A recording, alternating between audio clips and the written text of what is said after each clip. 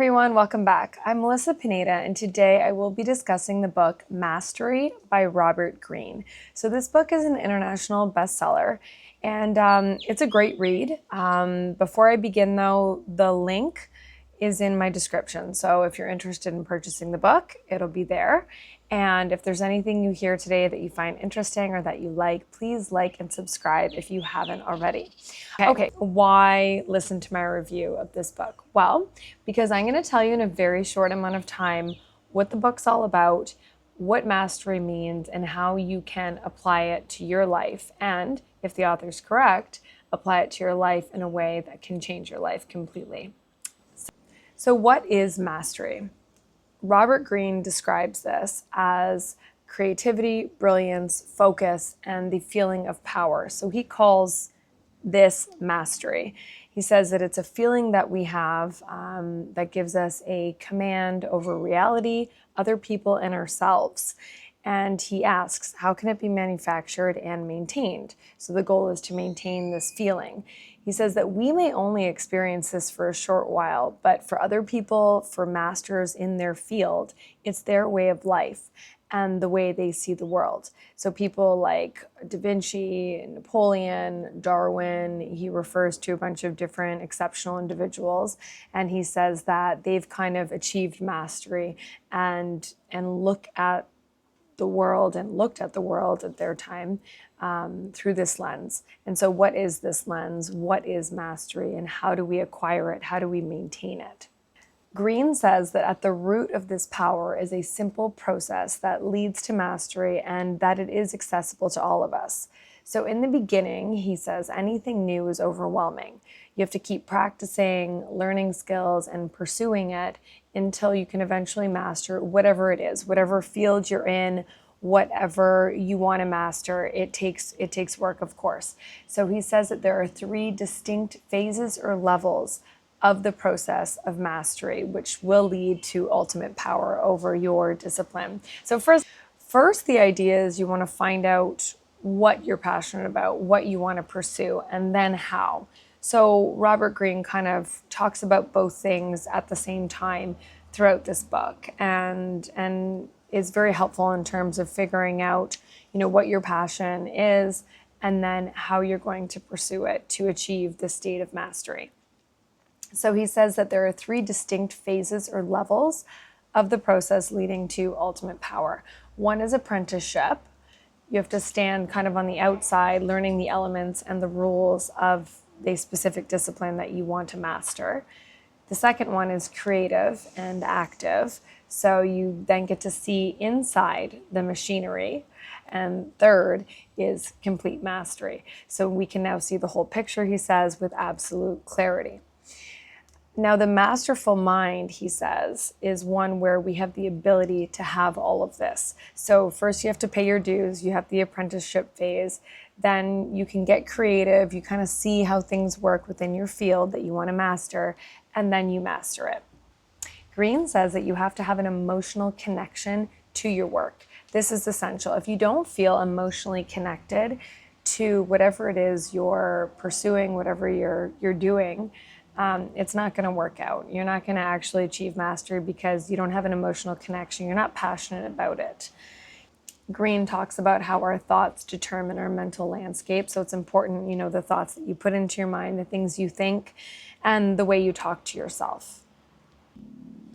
Robert Greene claims that this book will help you determine your life's task or vocation. So you have to follow your life's task to the mastery phase. And you have to first figure out what your life's task is before you can go on the journey to mastery. He says that the hidden force within you is always there and always ready to be engaged. So you can start at any point in your life. It doesn't matter if you're, 20, 30, 40, 60. You have to reconnect with your inclinations, your uniqueness. So you have to figure out, you really have to look inside yourself. And he says, search the past for that inner voice that tells you, what are you supposed to be focusing on? What are you passionate about? And you have to look for an underlying pattern or core in your character. You have to enlarge your conception of work. So you have to see your work as a vocation. What are you called to do? A life's task, which emanates basically from your personality. Your work is connected to who you are, he says. And you have to choose a field or position that is aligned with your inclinations. Like, don't go against your inclinations and what you are destined to do. He's saying that's like a recipe for disaster. Greene talks about becoming like a child in terms of amazement and in terms of wondering about things. Children are very inquisitive and they're amazed at how things work and why things are the way they are. And he's saying that we have to get back to that. We have to get back to, using our imaginations at being amazed by things. He says when you find what it is you're supposed to be focusing on, it will spark a childlike wonder. Greene talks about the importance of choosing a field that corresponds to your interests. Greene talks about increasing your social intelligence, your ability to read people. He says you have to almost like look at yourself as an observer of the human comedy. So you really need to be able to read people, and you have to accept that most people are rigid. Most adults are rigid in their beliefs, in their behaviors, and you have to accept this, but you have to make sure that you don't become that way. Don't become rigid and set in your ways. You have to be flexible and willing to change. Greene also talks about when you have conversations with people, to ask questions, to really listen, to really be on the receiving end of information instead of being the one like talking. There are a lot of people that just wait for someone to finish talking so they can jump right in there and talk about themselves. He says that it's really important to try to make conversations that revolve around the person that you're speaking to and their interests. Greene really emphasizes the concept of needing to rediscover your childhood creativity. He says this is very, very important.